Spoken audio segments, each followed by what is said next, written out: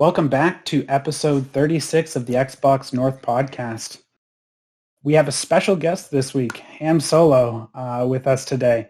A great friend of the show, and we were actually recently on his podcast not too long ago on Behind Them Sticks. So definitely go check that out. The link will be in the description below.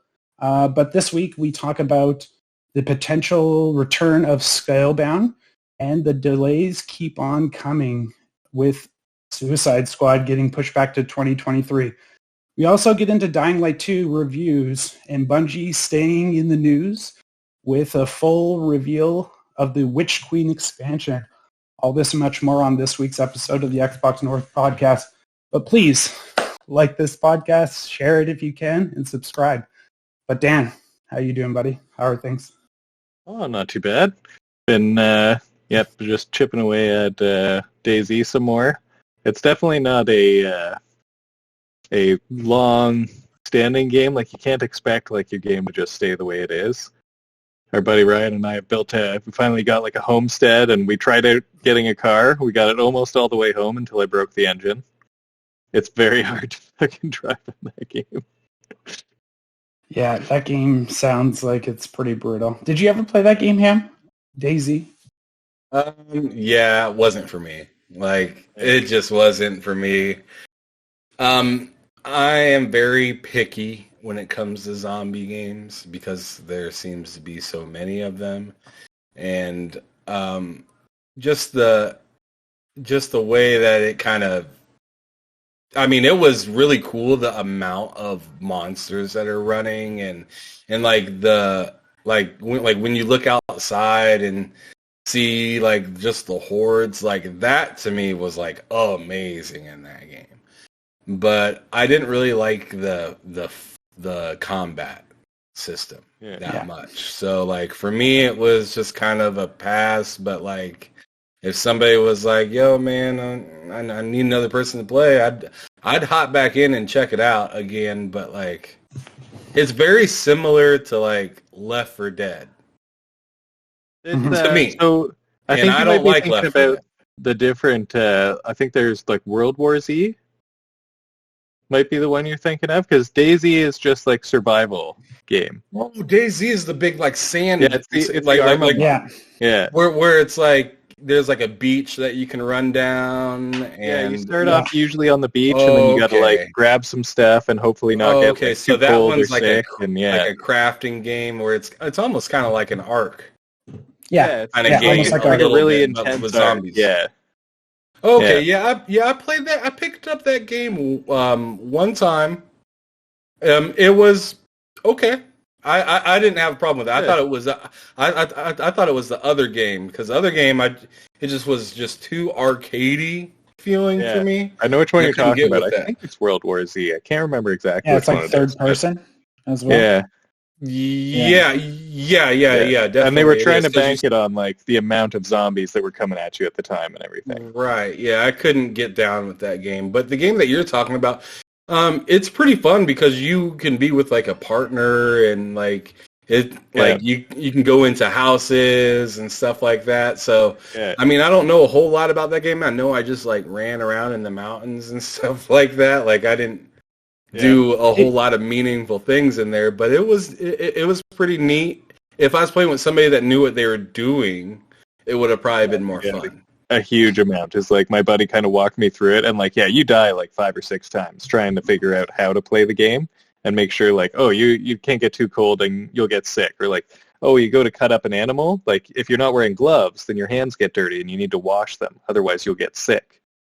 Like stuff like that. Cool. It's like super intense. And like the car, you have to like get all the parts for it and everything. And then it's all like manual transmission too. So it was very difficult to drive, and apparently it gets super glitchy if you go too fast and everything too. So it was a pain in the ass. It was super cool finding a car because it took us forever to even just see like a car that was an actual drivable car and not just a wreck. But it was fun to get in there and start driving it around and run over some zombies and stuff. And but yeah, it's definitely like more of the idea you'd want to protect this junk heap of a car that you've managed to scrounge together in the zombie apocalypse. It's not a like you're not going to be driving a sports car around that map. Oh no. Yeah, I know that game gave me kind of State of Decay kind of feels. Yeah. But a lot more like Ark style of it. Yeah. I don't know, like, is there crafting to the point of like making a house and stuff in that game and stuff like that? Yeah. So basically, like, it's got some more basic like crafting tools and stuff. So you can make a fence, which is like, it looks like a 10-foot high, basically like a wood wall with a couple of big logs as the posts and everything. And then if you add some metal wire to it, then it becomes a gate. And you can put one of those like bike combination locks on it. So you and your buddy will be, or you and whoever you have in your base will be the ones who know the combination. But it takes time to take it off and take it on and everything. Like, I've died before having guys rush me while I'm trying to get into the base, and just couldn't handle it. Ended up getting shot. But it's pretty crazy because on the one server we're on too, like, your base becomes permanent if you build a flagpole. And it's difficult to build, so it's not like you're just going to be, oh, like, I got a base here, I got a base here, I got a base here. It's like, no, it takes a significant amount of time to collect all the materials just to build a base and like build the flag, and then that flag will mark all your stuff, like all your containers and everything, so that you can save it there. It's kind of cool, but it's a lot of work, and pays to have a good few people to help you build that up, because it's real easy to just get like murdered and robbed. Oh, yeah. Right. Yeah. So like I said, I'd be down to play that with somebody. That'd be fun. If you want to try it out, like, I'll send you the server we're playing on and everything, and I'll tell you where our base is. You can come join in whenever you want and just add stuff to the base and stuff. All right, yeah, man, I'll check it out with you. Yeah. And the other game I started playing with the kiddos was Racing with Ryan. And I started that too. Yeah, it's a very like basic game. It's definitely like his dad made it for him, because he's the star of the show. Like, this kid Ryan, like, you get to see like his family, and they're definitely like in his house and everything. Wasn't recording it like a YouTube channel or something? Yeah, it's based off of this show. It's child labor. That's what it is. Yeah, my daughter watches a lot of that show. So like, when I turned on Game Pass and that was like one of the new games on there, she's seen it. I didn't see it, of course. I was just like, I just had it on my computer, and she like walked by and was like, oh, there's Paw Patrol and Racing with Ryan. Like, I want to play that. And I was like, well, we got Game Pass, so go on ahead, I guess. It's like, good job, Phil Spencer and Dr. Right. Young. And man, they did a good job on the game too, for like playing with like really little kids and everything. Because my youngest daughter, she was having some trouble with even just like trying to turn in time. Like, she's still getting used to the joysticks and everything. So I turned on smart driving for her, and it basically just, if she gets a little too close to the edge, it'll kind of correct her so she's going a little straighter. And she was having way more fun all of a sudden, because she wasn't getting stuck, she wasn't stopping anymore. You can even turn on like auto accelerate, so you could basically have the game play for a young enough kid, and they'd still feel like they're actually playing. They get to move it around a bit and everything, and press all the other buttons and everything, right? So it was nice. It was cool. Excellent. There you go. Definitely some Mario Kart vibes and everything. But yeah, how's your week been, Josh? Oh, it's been pretty good. It's starting to get a little warmer. So it's funny. So there's Groundhog Day, right? And the groundhog comes out, sees the shadow, goes back in, or whatever happens. But you know what tells you that spring is going to be here soon? And my wife was telling me, it's when the horses start shedding their fur. It's just... And apparently they're starting to shed their fur, so it's starting to get nicer out. Spring is coming. So there, Ham, you know spring is coming now. The horses are starting to shed their fur. No, man, I never trust March. I never trust the month of March, because I've been burned by it too many times, where it's like, oh man, everything's getting real nice, and my allergies start kicking in, and I'm like, oh yeah, here it is, and then like 2 feet of snow, or it's like, that's a little overzealous, but like, seriously, like, March, fuck you. Yeah. I think what I want to end the most is like getting the kids ready, like all that stuff. It's just like, all right, 20 minutes later, or like, like finally all the stuff in. And he's like, oh, and that's only just one child. you know. So I'm looking forward to that being done. But besides that, kids are good, wife's good. Going to be celebrating my 10-year anniversary with my wife this weekend. So congrats. That's going to be a huge milestone, and looking forward to celebrating that. My sister's coming down to watch the kids, so we're going to go out and have a nice night together. So that will be nice to just be away, but kind of plugging away at the usual things. Waiting for that RPG to come out pretty soon on Game Pass. I want to check that out. But I really want to play that Warhammer Total War coming up. So I feel like I'm kind of just like in this weird kind of like limbo period where I just don't know what I want to play, but I'm like halfway through a couple other games. Yeah, like I finally beat this boss in Final Fantasy 13. I'm like, yeah, I'm not grinding anymore just to like slam into another boss where I'm like, damn, I gotta do the same thing again. So but besides that, it's been good. It's been a good week. But besides me, we have a special guest here today. I feel like this is a little deja vu that we're gonna go through, right? Almost like we did it before. Only this time we might have some audio. I don't know who did that.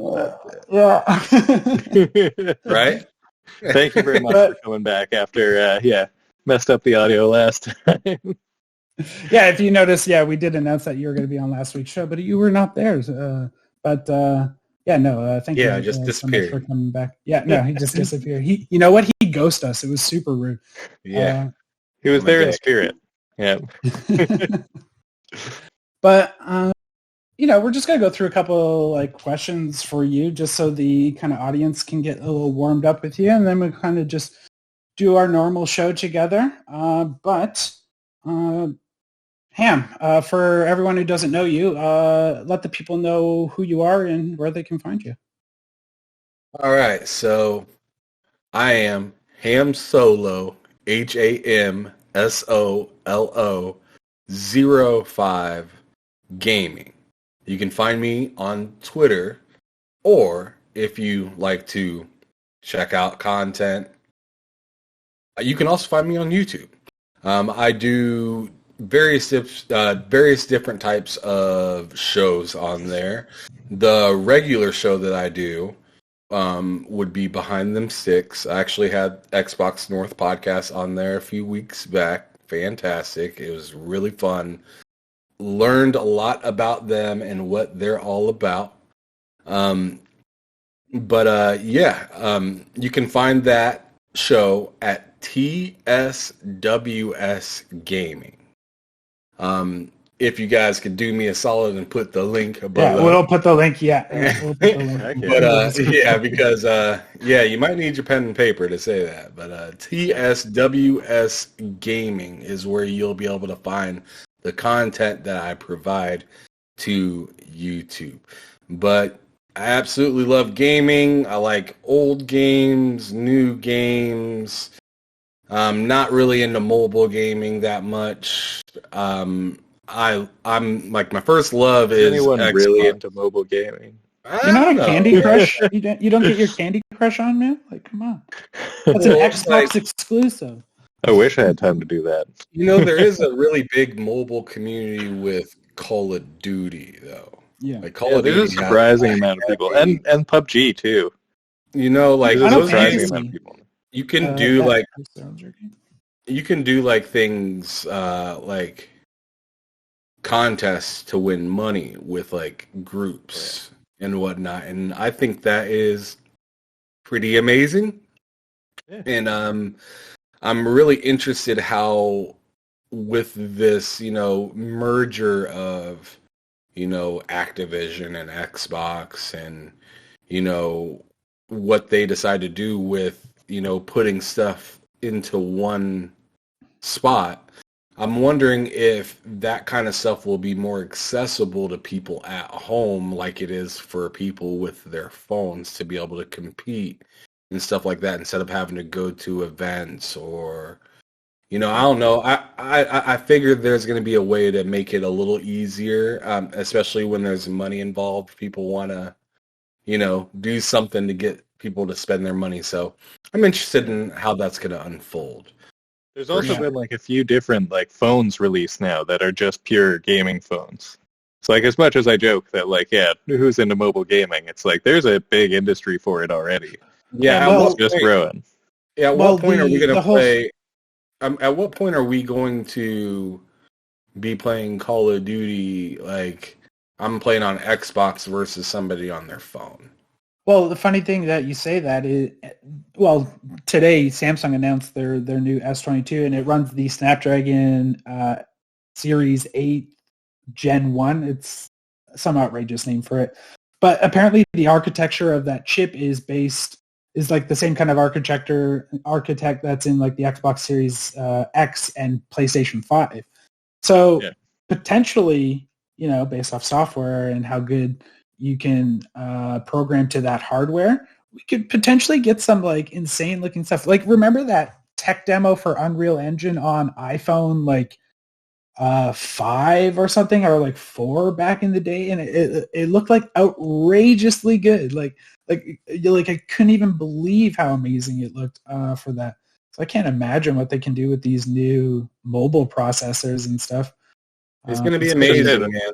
There's a lot of stuff to look out for.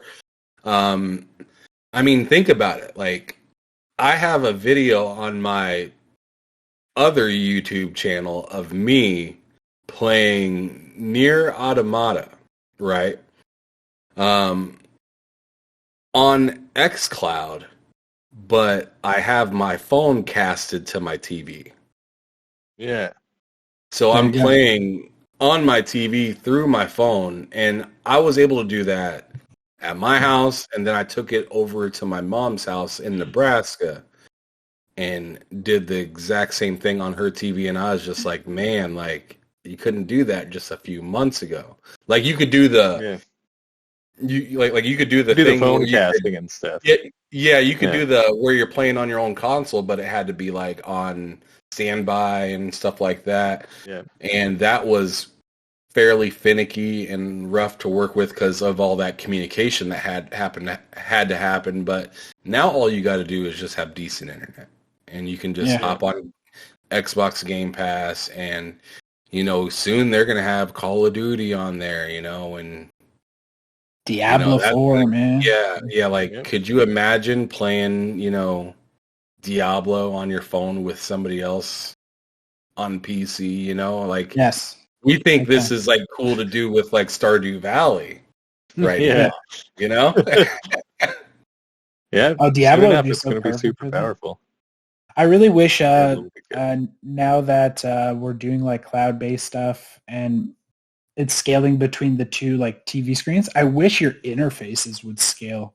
I wish developers would start doing scaling interfaces where it kind of like knows you're streaming, or like you just have to go into the settings and just switch to like mobile mode or something like that.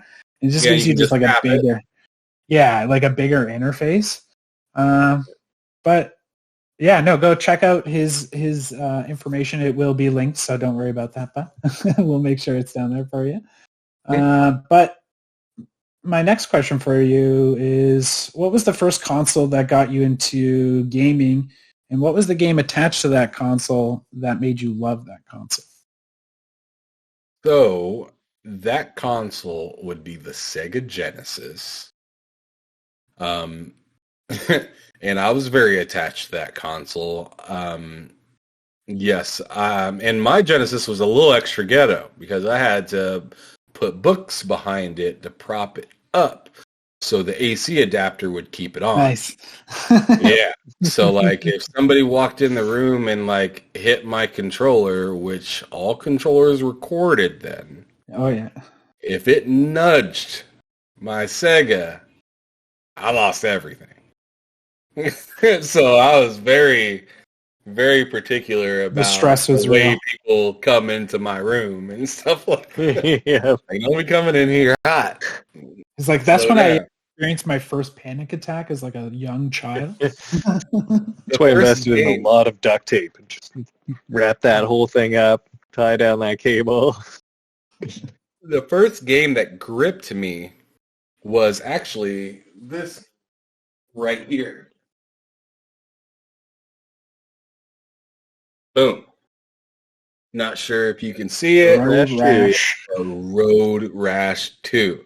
This game right here, yes. It still got the paperwork and stuff like that. But yeah, that game tied me down hard because back then we didn't have like saves in our games and stuff like that for the most part, unless your game had a battery in it already where it'd remember where you were. But even that was scarce at the time. So what that game did instead was it had passwords. So you would have to, like, after you get done with your race, you're finished for the night, you've done a bunch of different races. And keep in mind, I was super naive because I was a little kid, right? So I didn't know that I had the password thing available. So I used to just turn off the game, turn it back on, and start all over all the time. Once I figured out that there is passwords, I started jotting those things down. And I just thought it was the coolest thing ever. I remember when I went on to the next generation, or you can't really say that because Sega had so many damn generations within that 10-year span. Yeah, they invented the pro version. Oh my god, yes, man. They literally dug themselves a hole with that. But like when I hopped into like the PlayStation, I remember being salty that I had to buy a memory card. Because with the N64, a lot of the games had batteries in them. There was some games that you had to get that little crappy memory stick that plugged into the bottom of the controller. Yeah. But like games like Smash Brothers had battery. You didn't have to have a memory card. Pokemon Snap, you didn't have to have a memory card for. Zelda. Yeah. WrestleMania 2000, No Mercy. I mean, it's like funny. I remember that time too because there was a straight contrast between the two. You're just like, why can't I do that over here? And it's yes. Just annoying. Yeah. So yeah, so having that, couple of megabyte memory card to me was like annoying. I was like, I could just write it down. Like I was cool with writing down passwords and stuff like that. But yeah, Road Rash was my love. All the different bikes that you could choose in that game. The nitrous, which just sounded like a horn. It was awful. The sound in that game was like the music in the game was pretty cool.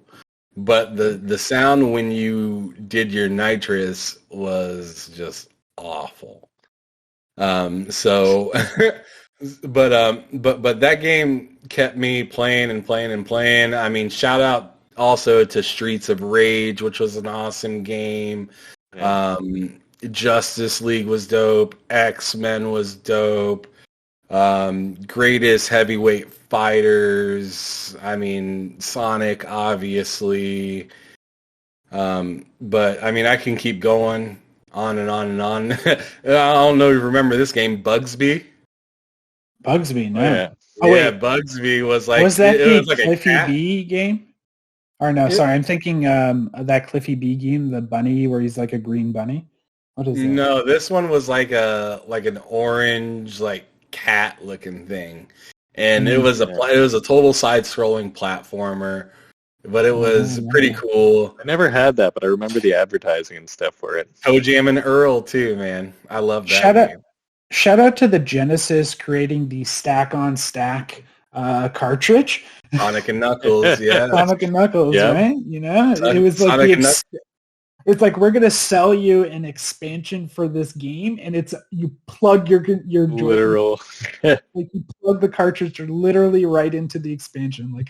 How awesome! And I remember having like a few like Game Sharks and stuff too. Yeah. It did the same thing. Yeah. That. Yep. So like if you have, the Sega like was an absolute mess when it came to stackable items, right? Because you can have a base Sega CD, Gen 1, Gen 2, whatever. And then you put a Genesis on top of that, Gen 1, Gen 2, whatever. right? And then on top of your Sega CD is the Genesis, and then on top of the Genesis is the 32X. And then on top of the 32X, you put in a game. Let's say for fun, you got your what's the thing that you just got done talking about? Game Genie or Game Shark? Game Shark, yeah. Game Genie or Game Game Shark. Yeah. You got your Game Shark, and then you could throw another like network and throw Knuckles and Sonic on it.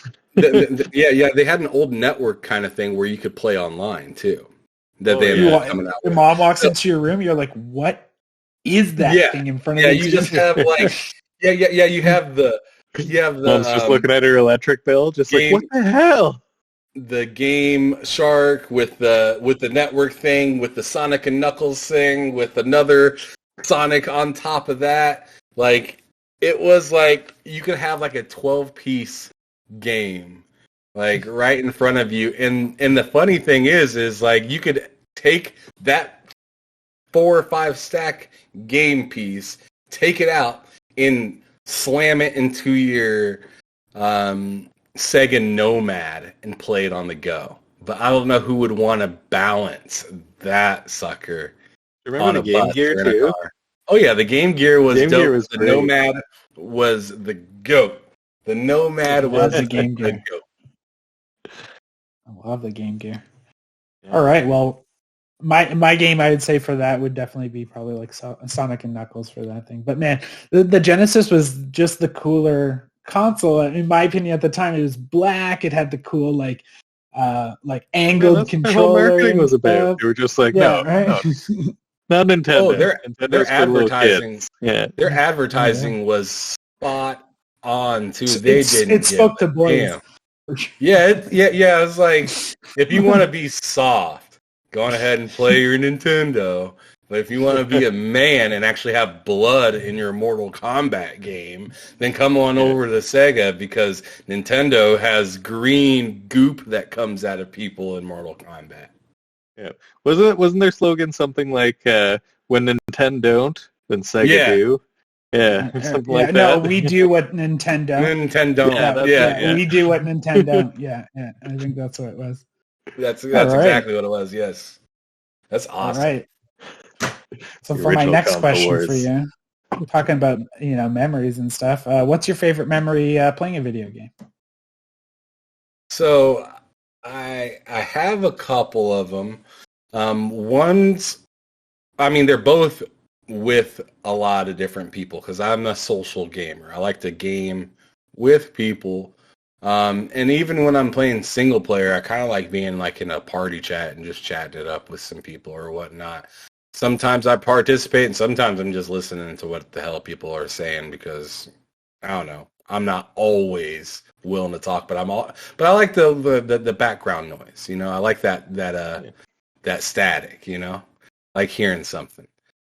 So my first one would be like either playing like 4-player on like 64 or PlayStation, or if you remember the 4-person adapter for Sega back in the day, like, and also LAN parties. That was those are some of my bigger memories, but also but like the coolest thing that I think stat-wise I can say for myself that I have done was in Modern Warfare 3.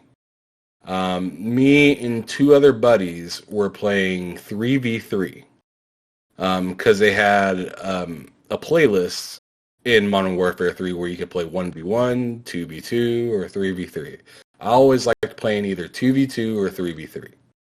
And it was my buddy Austin, and also my buddy Tom. And we always played together in most like Halo and also Call of Duty.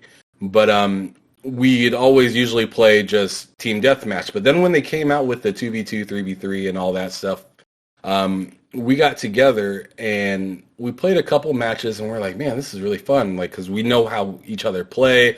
We know who's going to go out there, who's going to stay back, who's going to kind of be the person behind the person going out there. You know, got your sniper, got your mid, got your close range, essentially. Yeah. So we played a couple games, and we're like, man, this is really fun. And they only had a couple of maps for it. They had, I think, like 3 or 4. I think after DLC they had maybe 5 maps total or something like that. But we went on an 87 game winning spree online. Yeah, and that's insane. Yeah, on Call of Duty. Yes, and I'm not any game, let alone with like the player base on Call of Duty and like the amount of people that are on there. Yeah. Oh yes, but like I think it was just that style of knowing that we were only responsible for us, and we knew what guns we liked because we played plenty of team deathmatch. We also played a lot of, they have like that horde mode in that game. It wasn't zombies because it was Modern Warfare, so they had like a survival. Yeah, it was in like Spec Ops, and it was called like survival. And they'd have like juggernauts and dogs that would come, and then you could drop predator missiles and call in different things and put claymores all over the place. So like I got really used to the guns in that game because I was just constantly playing survival where you buy the gun and then you buy the upgrades for it, and then you just really get used to your kind of class. So when I hopped in online and started playing 2v2 and 3v3 with those other guys that played those games with me, we were able to get around a small map with our weapons and know how many other people are left. You know, you kill the one, 2 more left. Kill the second, you know, 1 more left, or like, or I got those 2. They're gonna be spawning on the other side. Get ready. You know, like It was such perfect game chatter where we didn't have time to just talk about bullshit. We were like, teamwork, like, you know, like you felt like it was like one of those real hardcore Ubisoft, gamer. It was like one of those Ubisoft like gameplay. He's just like, oh, he's down the hallway. Yeah, checking your back. Yeah, exactly. Like a what is it called? Like Wildlands or something like that kind of feeling, or what is it, Siege? Yeah, Siege is a lot like that, where you're going to be calling out everything. Oh, man, I can hear footsteps right over here, or something like that. Yeah. Very close quarters, and it was so much fun. And everybody knows, like, Modern Warfare 2 was, like, the GOAT. With, like, what was it? No Russia or something like that. The mission Russian, with no Russian with the... I always say Russia. No Russian with the airport it's level. A good play on words. Right. On words. But that game, everyone knows like Modern Warfare 2 was like the GOAT, and Modern Warfare 3 was like had everything that Modern Warfare 2 and a few other things. Like it even had a lot of the same levels, like Terminal and stuff like that. So I mean, Modern Warfare 3 was essentially like DLC. But I feel like games are afraid these days to go where Modern Warfare 2 went. Yeah, I'm sure. Oh man, sure. Dude, that was epic when it came to inappropriate. Like you were playing it. Like people say the whole thing that happened with Joel in The Last of Us was bad. Soft. Yeah, that was. That's one person. In no Russian, you're mowing down an airport, and you got to pull the trigger. Oh no, they give you the option to pull the trigger, so you don't have to. But the fact that they allow you to, damn. No, you got to pull the trigger. If you agreed to play that mission, you can't step back now. It's too late. Oh yeah, shooting into the crowd is just like seeing all the people just like drop is crazy. It's crazy firing into a crowd like that in a game. But like, They want to give you that shock. They took it out in some areas too. In some countries, they pulled it out totally. But in my opinion, I don't feel like it's bad for a game to necessarily go there, because I don't want our medium to not be taken. I don't want our medium to feel like you can't take risks like that in portraying like seriously morally like fucked up shit. Difficult, yeah. Yeah, in a game. And I feel like few games did that, like Modern Warfare 2, like Spec Up the Line. I would say even the medium that came out last year kind of it went down some, for people who haven't played it, it goes down, so spoilers alert, but it talks about like child molestation and shit like that. And it's really fucking dark and it's fucked up. But I feel like we shouldn't stray away from stuff like that in video games, in my opinion. No, because it's okay with movies to do whatever they want. It Netflix gets plenty of flack, and well deserved, on some of the stuff that they put out there. And I don't agree with everything that they got, but like, it's a good service, and at the same time, I mean, once you start down that road, it doesn't stop. And then everyone starts raising their hand about being offended about everything. So it's just like, just vote with your money. If you don't like it, don't buy it. But I'm not going to tell a bunch of other people, hey, man, I'm not cool with that, so nobody should have it.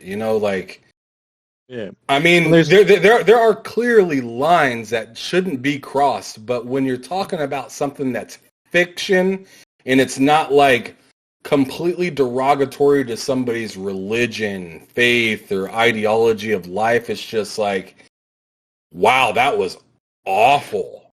But lessons, these are lessons to be learned. Like, you're an anime fan, I'm an anime fan. They go into some dark, like, when they do like the flashback of like the master getting like beaten as a child, or like all like these like dark things, but it made them who they are. But they don't shy away from those things. They almost treat it as like teaching moments. We want to go. But that's getting down a different conversation. Yeah, if we want to go down that route, I feel like you should just shut down Lifetime. Just shut down that whole network, because I mean, you the things you walking on your lady watching. I tell you what, it's like, wow, like, it's like, how much does that person weigh? Over 1,000 pounds. Wow. Okay. Well, I'm thinking more or less some of the movies that are out there with TLC, right? Or that's yeah. That's a different network. What I'm thinking of is all of the sexual things that happen to people that are really unfortunate. That is like a Lifetime like staple. They have like an unlimited amount of movies where it's just like awful things, awful dudes. I remember daytime TV for us was Jerry Springer and like Montel. It's still daytime TV, right? Or what, wasn't it Steve, the security guard, that got his own Wilco's show? Yeah, bro. Steve. All right. Yeah, well, he's badass, man. This is an Xbox podcast, so I'd be remiss not to ask, what's your favorite Xbox franchise? I know this is going to sound kind of basic, but Halo. I mean, it's just so easy to enjoy. Yeah, I guess so, man. It's just really easy to enjoy. It's easy to revisit. I've beat the first one. I don't know how many times. I've beat Halo 3 multiple times. Like I've beat these games multiple. I've beat these like some of these games multiple times, and I wasn't like mad. It felt like the right amount of time. Their campaigns aren't like crazy long, but they do have a lot to like go back to and figure out, and skulls to get. And I mean, everybody, well, I can't speak on everybody, but at least everyone I know enjoys shooting a grunt in the head and hearing, yay! Yeah, birthday grunt. Yeah, man, I love that. Like the every Master single time. Chief collection That's was the first perfect. thing I want. Dude, if they put that in the store for Halo Infinite for multiplayer, I will spend the $10. Oh yeah. Just hear that every time you get a headshot. Or like on your screen, or when you die and your head explodes and you hear the yay and you're just like, that would drive. Oh, I think after a little while I might have enough of that. Oh yeah, right. Yeah. But I mean, like within the campaign, it felt really good because you know that, like, all right, that person's done, and it was kind of cool hearing the yeah. Can you imagine playing a SWAT match with? Oh my god, that would be You're getting cheered on. Yeah. Everyone's just respawning and yay. Halo brought in that co-op, so I'm basic too, right? Yeah. Like Halo is my favorite Xbox franchise easily. Yeah. So It's just great to pick up and play. But you know what? That's the right answer. Yeah, I was reading too that even though they're doing a bit of a slump on Steam and everything, they're getting even stronger on the Xbox store and everything, or on the Microsoft store. So Halo's still going strong and everything, even though Xbox doesn't release too many statistics. If I was, your follower, or I'm a follower of Halo, yes. But if I was like an avid, like, oh man, I need these guys to do good kind of like follower, like I would not be worried in the slightest bit about that game. Like, right? You got to think of it. It's a game that comes in waves. It's a 10-year game. The game is going to have low numbers. It's going to have insanely high numbers. It's going to go all over the place. You wait until co-op comes out, co-op campaign. It's going to be high all over again. And then they bring out Forge. That's going to be crazy high, and that's going to be a retainer right there, because you're going to be able to create your own games and whatnot, and people are not going to want to stop as long as they have enough tools to be able to play with. I almost feel like at this point, they should, in my opinion, they should focus more on Forge and getting that out before co-op. Because, we've already beaten it. Co-op will come. Imagine if co-op came in, let's say, a year with maybe a story expansion with it. And that'd be cool. And swap the co-op coming out in Season 2 with Forge. Because I feel like Forge should be more of a priority to keep the game's legs, like to keep it going, because the users will just make your content for you at that point, right? Right. Go the Bethesda route. Yeah, exactly. And Forge games let are the always community fun. Figure it out. Yeah. They always have like crazy Forge games and everything too. Like that's how Infection started and everything, and like just so many glitches are found that way. It's just ridiculous.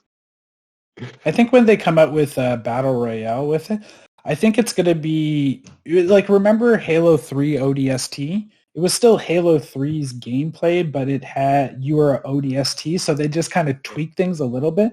I think it will be ODSTs for Battle Royale. I don't think you're going to be playing Spartans, because there's the whole, like, you need to heal yourself, right? There has to be the whole, like, healing aspect in a Battle Royale game. Plus, ODST, they fall from the sky. It's like, it's already, like, perfect for Battle Royale. It's perfect for it.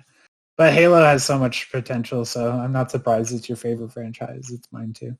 But with your YouTube channel, what made you want to start doing YouTube? I know for me and Dan here, we just wanted to talk to each other about games every week and post it online. So. All right, so for me, like, kind of weird. Like, I used to think all the streaming and talking about games on YouTube was like silly, right? Like that's how I kind of, because when I grew up, YouTube came out, and it was like where I went to watch like funny stuff and watch music videos and stuff like that. I didn't like take YouTube as a like serious or more or less like a almost like a TV network channel or app or something like that, you know. I always wanted to be in gaming in some way, but I always found myself, you know, doing some other job or whatnot, and I never really had an idea of how I'm going to get into that kind of position to be like, oh, I'm, you know, in gaming, or I work for this company or something like that. I never really understood that roadmap of how to do that. Single mom, she just did what she could to keep food on the table and made sure that I graduated and I could take care of myself. So most of the decisions throughout my life weren't really influenced much by anybody but myself and what I had seen from the people around me. So I had no idea what to really do other than, you know, maybe go to school or something like that. So like I said, had no idea. Didn't really take the YouTube stuff serious at all. And I mean, I'm still very, very, very new to YouTube when it comes to making content. But what I'm not new at is being into gaming. And throughout my life, I've always wanted to talk about gaming with people, and it's crazy. I've had YouTube around for so long in my life, but I've never put the two things together. Like, you know, that's a great way to meet people and talk about gaming, or Twitter, which is another thing. Which, I mean, if you really enjoy gaming, you really like talking about gaming, get a Twitter account, but at the same time, beware that there are some streets that you don't want to drive down. There are some people you may or may not want to follow depending on your level of dealing with drama or whatnot. So I don't know, whatever. Or stupidity. Yeah, whatever you want to call it. Like, I find most social media is run well as... We'll call it passion. I feel like most social media is run well as a spectator sport. It's for sure. Sometimes you start participating too much, it goes very wrong very quick. Yeah. We're all rubbernecking. So what I started doing was, before I got into YouTube, I started like posting things every once in a while to my Facebook. But nobody on my Facebook cared about that stuff, because like that's where your main friends are and your family is, and they're just like why are you playing video games, and like things that you don't really care to hear when you actually go to post this stuff. I'm okay with some sort of like criticism, but like, I'm playing the game and I'm clearly enjoying it. Why are you asking me like, why am I playing video games as an adult or whatnot or whatever? So obviously Facebook didn't work out for me, and I ended up making a whole totally different page on Facebook to where it was like I didn't know anybody at all. But like the way that they kind of have their setup on Facebook for you is kind of weird, and I didn't really like it, because it's like it's very hard to connect with other people. You can create your page, but if you have your page connected to your personal account, it's really hard to network and meet new people easily, because it continually suggests you just to invite the people you know, and it's like, I don't want to talk to the people I know. Right? So I already avoid those people enough. Like, I'm gonna try to wrap this up because I know I'm going a little long, but no worries. So I decided, I'm gonna switch to a different platform. So I went to my Twitter, which I hadn't touched since like 2013 or something like that, or some in the early teens of 2000. And I was like, oh, this is perfect. Like, I have like 10 followers, something like that. And like, nobody's heard me say anything for years. And like, if I wanted to make a page that is me being me, but at the same time, in the direction that I want to spin it, this is the platform that I can do it on, because it definitely has a presence when it comes to gaming and everything like that. So I just started talking on there. I was kind of Xbox fanboying it up, and being As one does. being an asshole, and then I came to, I don't know, like, I had one of those like breaks in my head where I was like, like, this is stupid. Like, why am I like fanning the flame on stuff, and then somebody that knows something else, or somebody that knows maybe a little bit more than me, puts me in my place, and I feel like an idiot. Like, I'm tired of that. So I decided, I used to love PlayStation. Why don't I still love that? I used to love all these other kinds of games. I wasn't just so Xbox-centric. Like, what happened? So then I started buying a bunch of other stuff. I got a Switch. I got the PS5 once it came out. Got the Series X once it came out. Both of them on launch day. Got them both. Lucky. And then I was like, you know what? I'm going to try to recapture and see why maybe, or like see if I still don't enjoy PlayStation, because I got into Xbox because it was more eco-friendly for me at the time, because PlayStation 3 was hella expensive, because I was on the Xbox original, but I used to have a PlayStation 2, so I was like, oh, maybe I'll get a PS3, maybe I'll get a 360. I don't know which one. And then the prices were shown, and I was like, 360. Easy. Yeah. yeah. I was like, I'm not spending that kind of money on a PlayStation. No way. So I completely abandoned PlayStation for PS3 and also PS4, just because I was in that ecosystem now. But anyways, back to the story. I ended up getting my PS5, and I didn't have any, gamer score, because like I said, they didn't implement that until I think like PS3, like trophies and stuff like that. Yeah. So later, yeah. So yeah, I came in fresh, and I was like, I started on the Spider-Man remastered, and I was like, man, this game is really fire. This game is really cool. And I was seeing the other Spider-Man before it was remastered, and I was like, whoa, that's a way different. That looks completely different than what it looked like before. Like, PlayStation's on its game, and I was already an Xbox fan, so I was like, you know what? Like, this crazy nonsense that I'm doing on Twitter is stupid. I'm gonna stop right now, and I'm just gonna enjoy what I got, and spread the love instead of the BS arguing with people. And if somebody wants to argue, you can argue in my comments, but you ain't gonna do it with me. I'm not gonna be the one arguing back with you. It's gonna be somebody else. So so I got on with that, and I was like, you know what? I got all this awesome stuff, because I went out and got a 3080 for my PC as well. Jesus.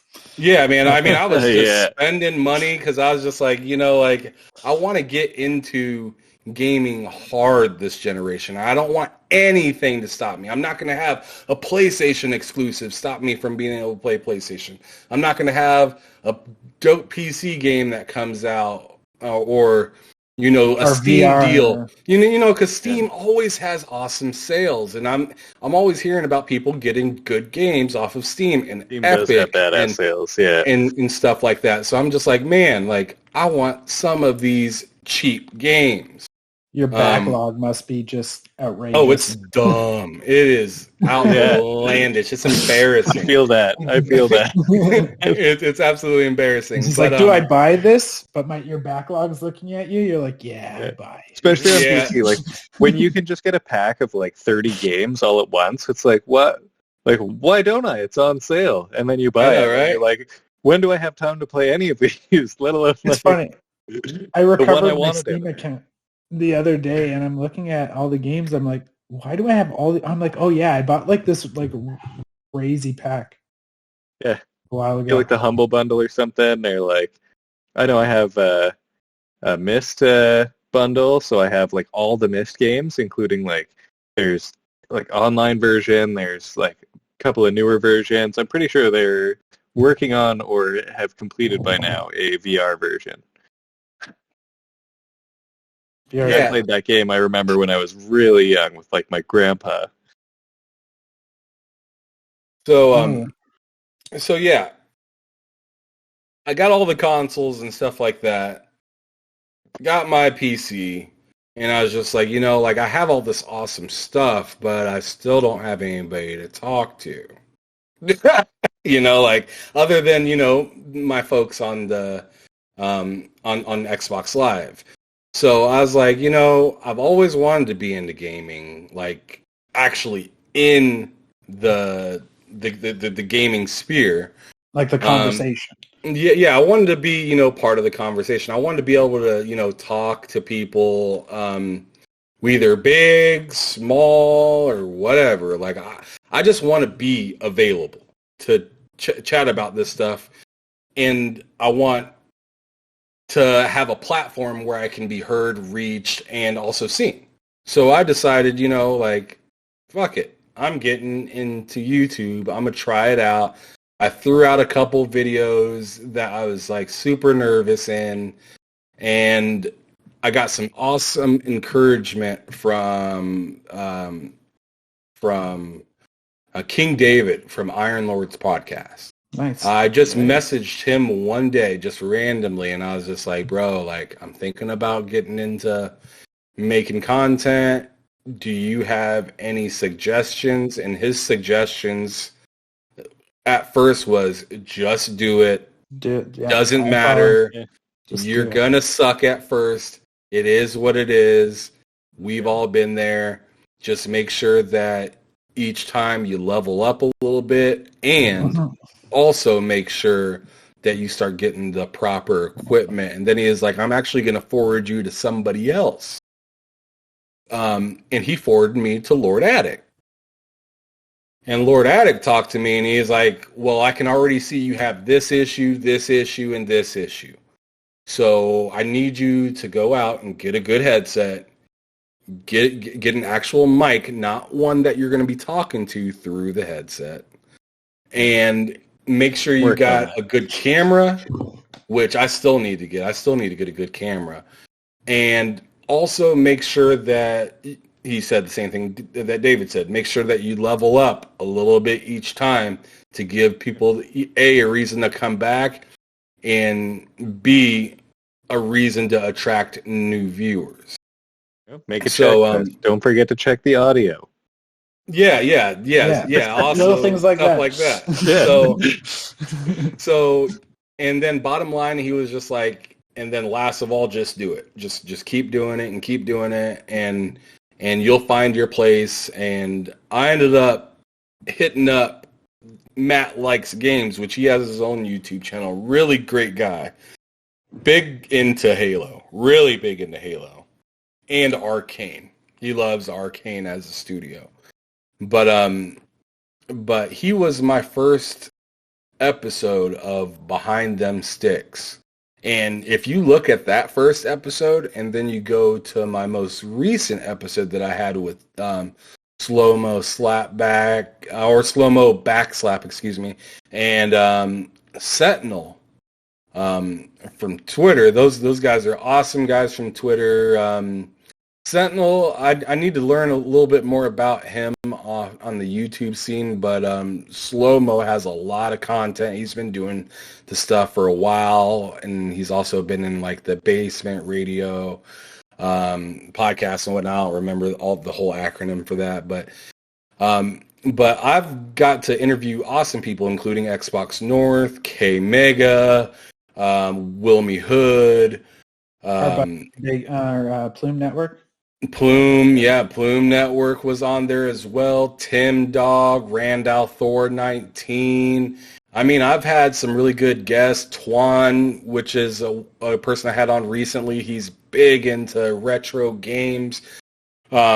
I've had some big names on there, and you can kind of see throughout my episode, I do either something a little different, or there's an overhaul in the overlays and stuff that I've done throughout the show. I had to actually make a very special kind of episode when we did it together, because I've never had more than one person on with me at a time. So it was hilarious.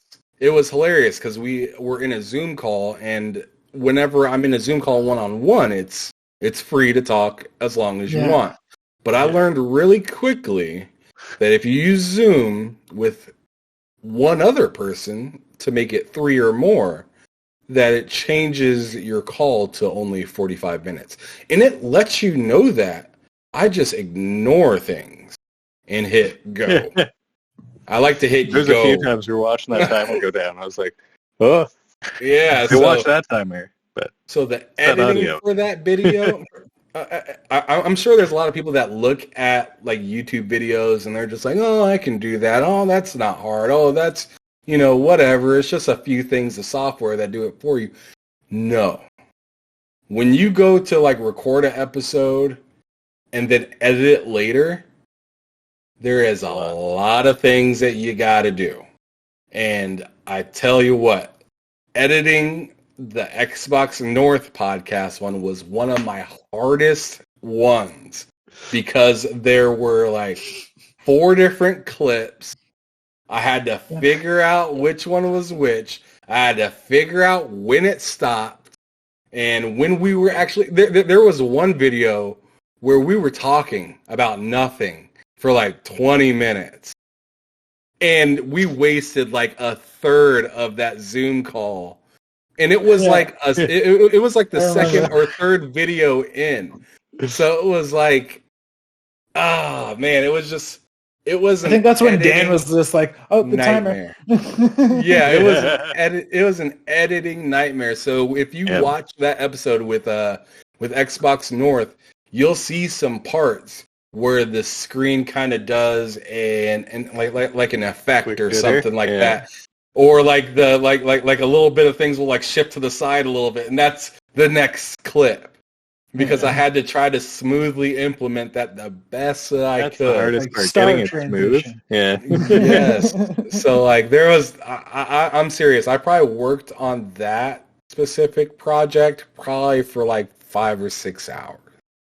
Just in the editing with music and overlays. That doesn't count like the gameplay I had to put in and like the rendering and all of that jazz and all the stuff that you put into YouTube so people can find you and all that stuff. So there's a lot of little things that people, I feel like when they first get in, including myself, overlook and think it doesn't matter. And then you change that little bit of thing. And I mean, you don't have an explosion of crazy amount of viewers. No, maybe not. Sometimes, yes. But you do have people that are willing to stick around longer, see more about what you got to say. And that is maybe my advice to anybody that's thinking about getting into it is like, do take that time to just double check some stuff, Dan. Yeah.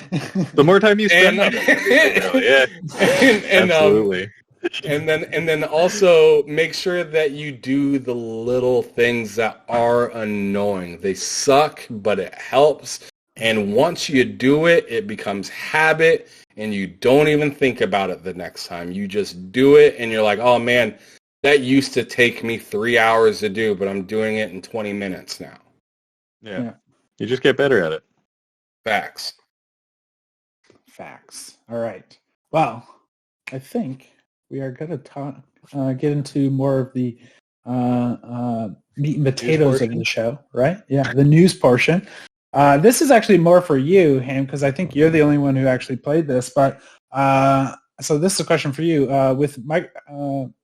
With Microsoft buying all these publishers like Bethesda, Activision Blizzard's, Who would you like to see them purchase, but not specifically a Western or European, specifically Japanese, like publisher or even just a single developer? But what do you think they should purchase next?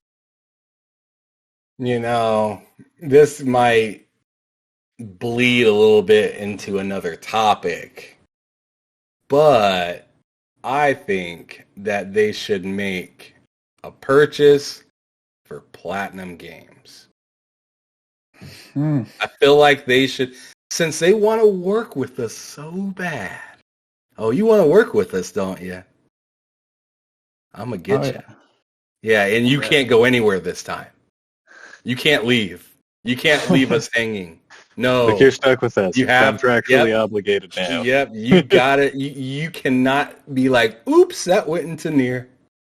Oh yeah. Or but like, to be honest, I don't really know if that's what happened. I don't want to bleed too much into the next subject. So I'm just going to leave it at yes, I think they should do something. If they are looking to sell, I feel like that would be kind of an awesome way to be like, you got over on us, or, last time was bad, but now we can figure it out together.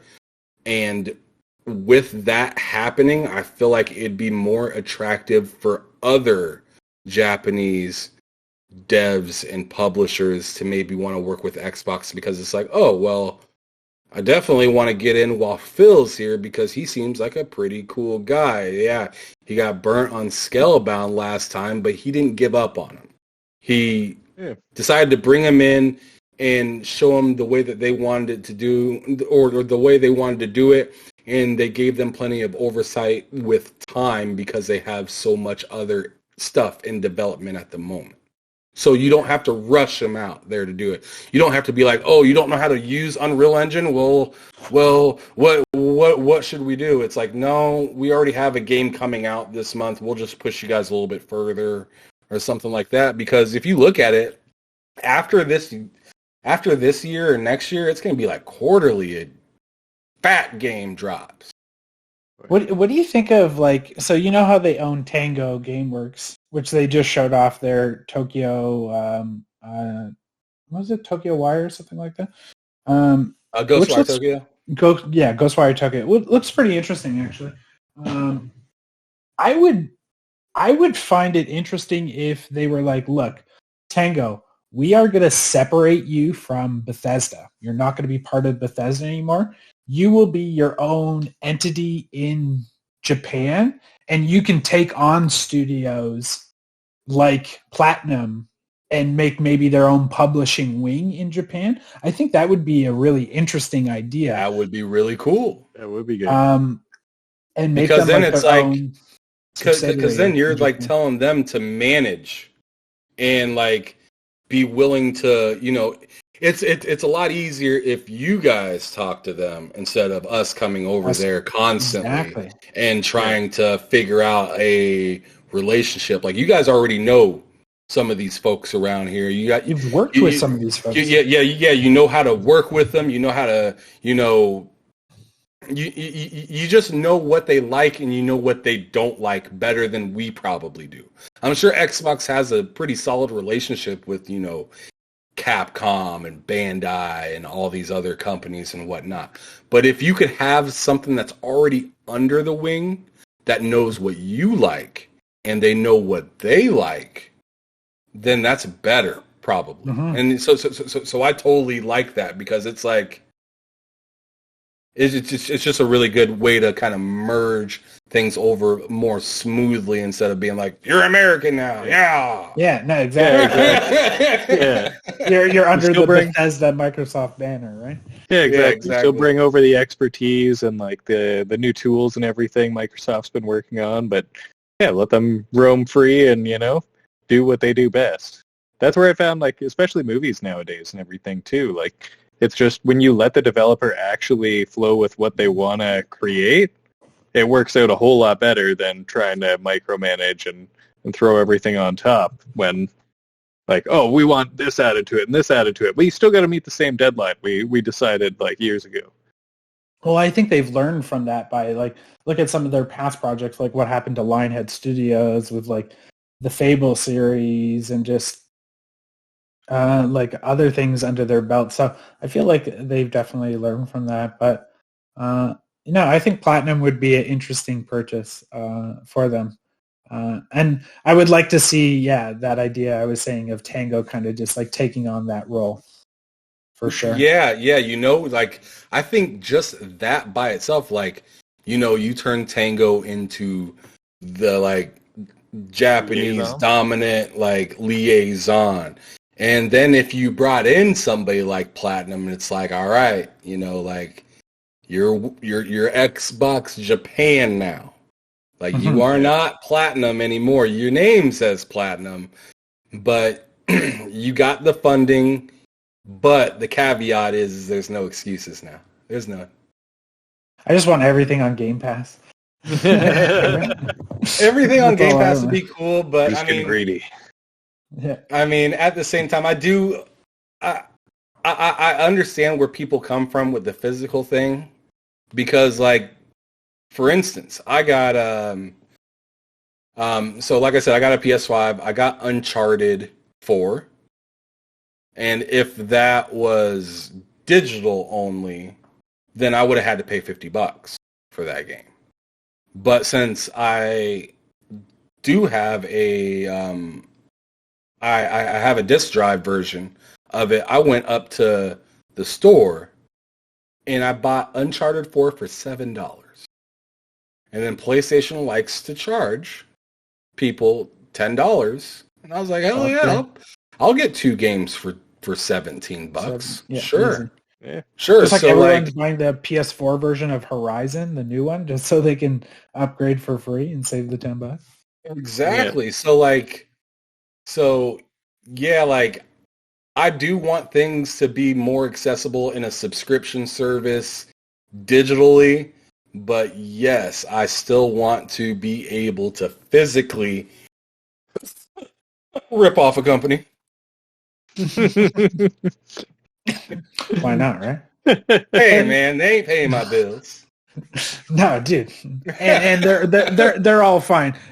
How many of those redeem for $1 of Xbox Game Pass do we take advantage of? So Oh yeah.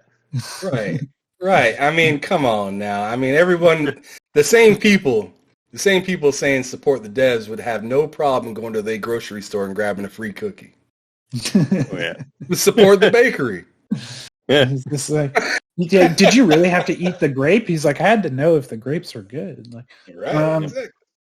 But you know what? Let's actually go down our topic with Platinum Games and get into a little bit more detail, because Scalebound and Platinum Games have been in the news. So it looks like Scalebound will never die, as the creator of the game has indicated that he would love to return to the property as long as Microsoft is okay with it. And hopefully that conversation with Phil Dominus Maximus Aurelius Spencer, right? Aurelius. Yeah. Can't forget the Aurelius. I feel like we should add CEO to the beginning of that. And sir. It's funny. CEO.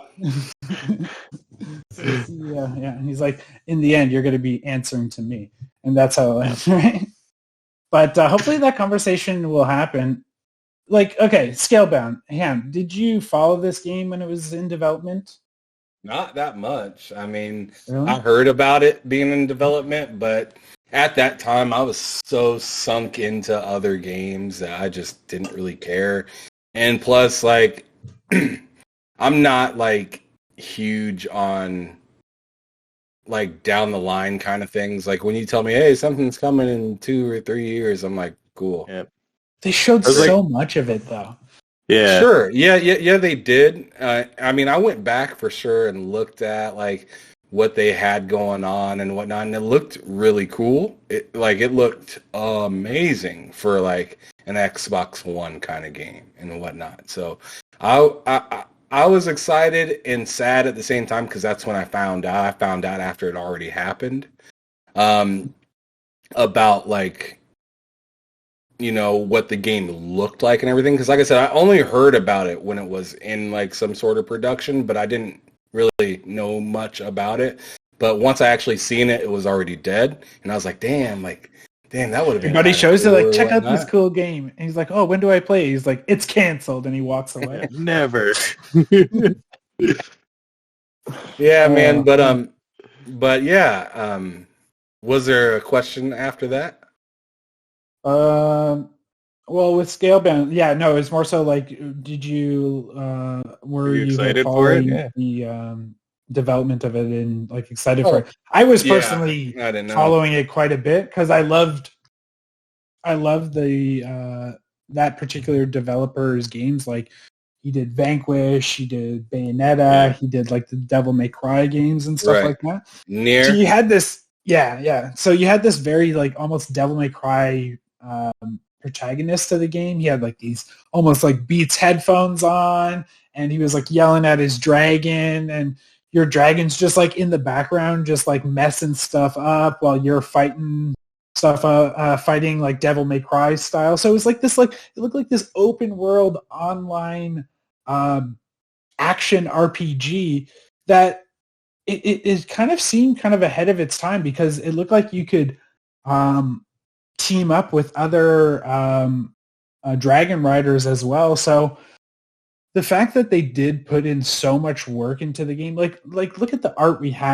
we're using right now. Like this game was clearly like it was far into ready, its development. Yeah. That's just it. But like you said, I think they were a little bit ahead of their time. Yeah. It was just like they weren't ready for the tech and everything that we had at the time. Well, and Ham was saying like they said they weren't used to using Unreal at the time, and they kind of had a lot on their plate. I remember they were working on on so many different projects.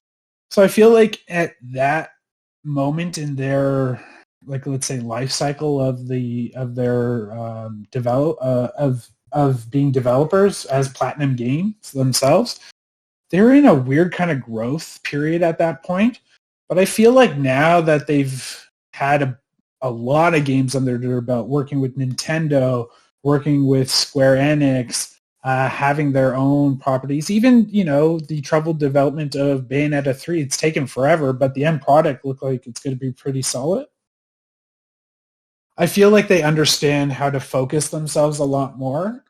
And like when a developer says that to you, a huge developer like the guy who created Devil May Cry, like we're talking like a really huge creative, I feel like this conversation should happen. I feel like this game deserves another look at it. All these assets they have. Imagine if they took all that and then scaled it into Unreal 5, and they're not working with like the Xbox One hardware anymore, and they're really like free to do this crazy Japanese dragon action game. I think it has a lot of potential personally, and like this could be another test case where they could potentially buy them. Like Dan, Platinum, anything that you particularly like that they've come out with? Yeah, I mean, you named like quite a few of them. I only got to play Bayonetta 1, but it was really fun. And yeah, I mean, just Vanquish, I remember you introduced me to, like, way back in the day. You played it, like, once. You're like, it's not a very long game or anything, but just play it. Like, yeah, no matter what you do, play it. And it was just, like, yeah, it's a friggin' roller coaster of a ride. Like, it's just so fast-paced, and you just go through it so quick. Oh, yeah.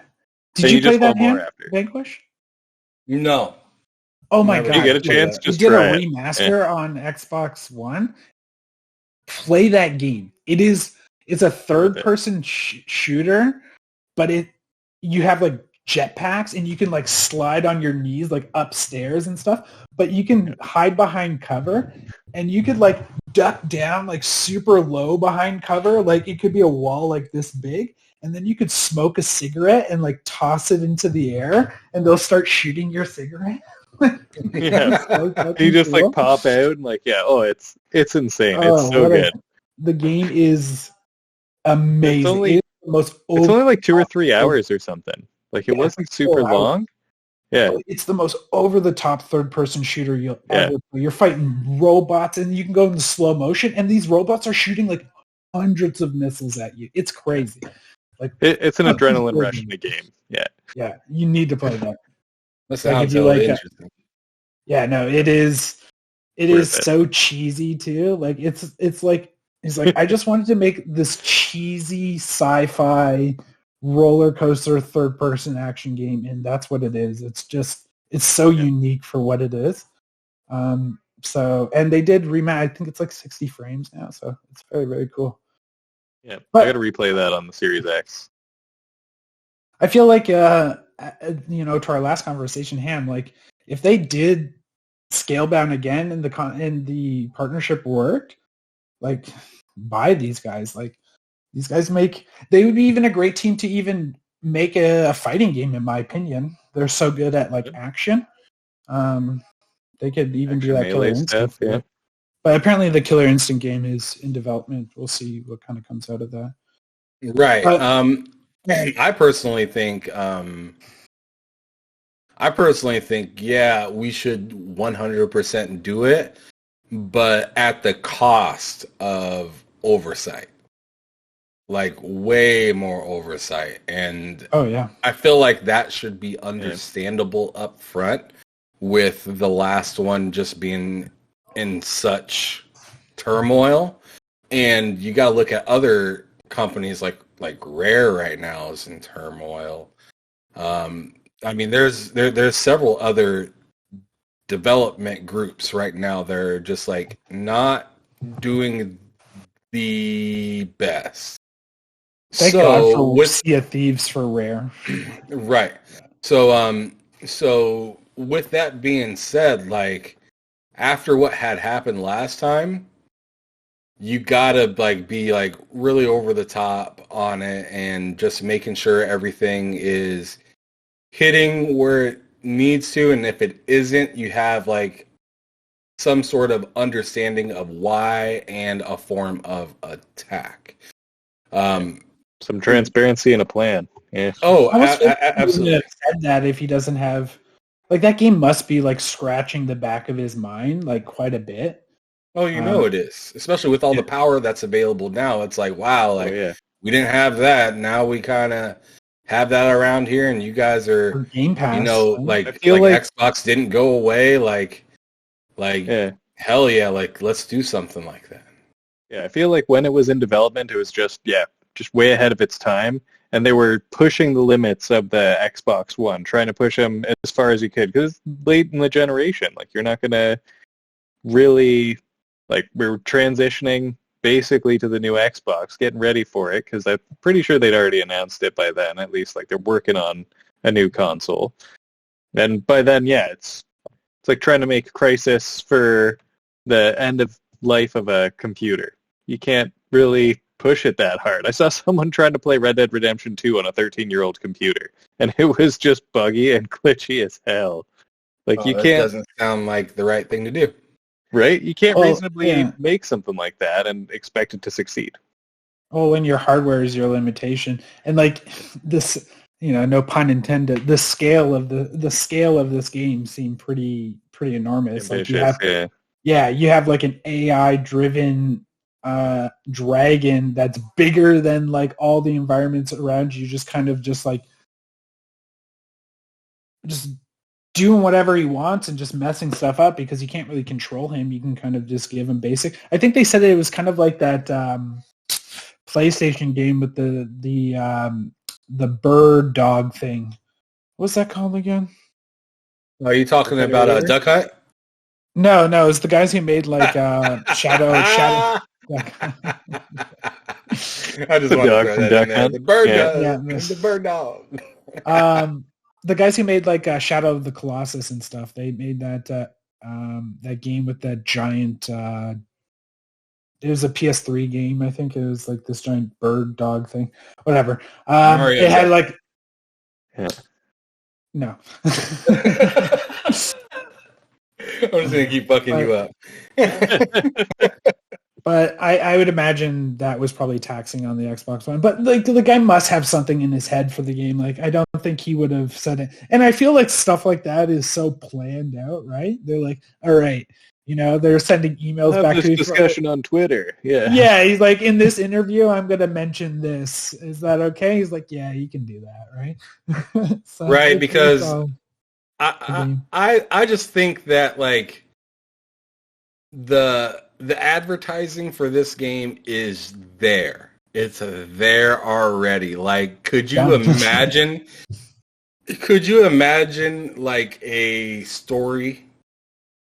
Like, as this game is under development, they release like a story of how this game almost died, or after the game releases, they then release like a code to the game or something like that, or like something on Xbox Game Pass where it's like, see how the game went under development and got canceled and brought back to life. Like that right there is an interesting story, and then you get to play the game after that. Like come on. Like, come on. That is literally like a Hollywood kind of story. But hopefully it turns out well, not like Duke Nukem Forever. Behind them sticks. Coming out forever. Xbox and Platinum games. Right?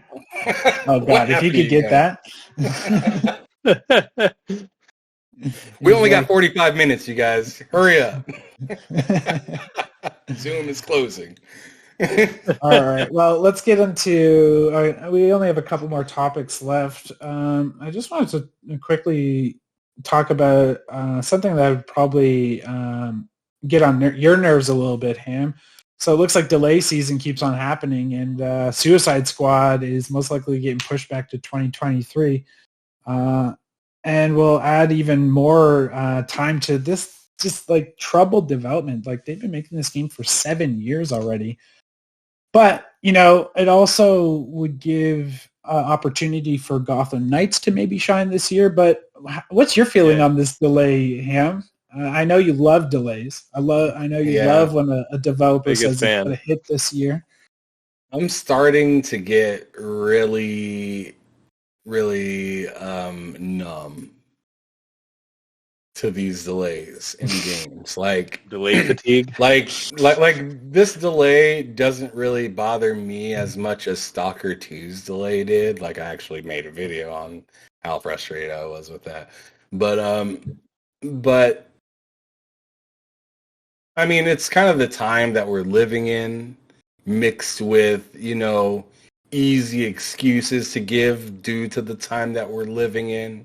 So, I mean, I'm not going to say any specific developers because I don't know what's really going on behind any scenes. But I'm sure it's like just like some singers do when they go on tour and they cancel it all of a sudden and stuff like that. I'm sure there are reasons beyond what they really tell you.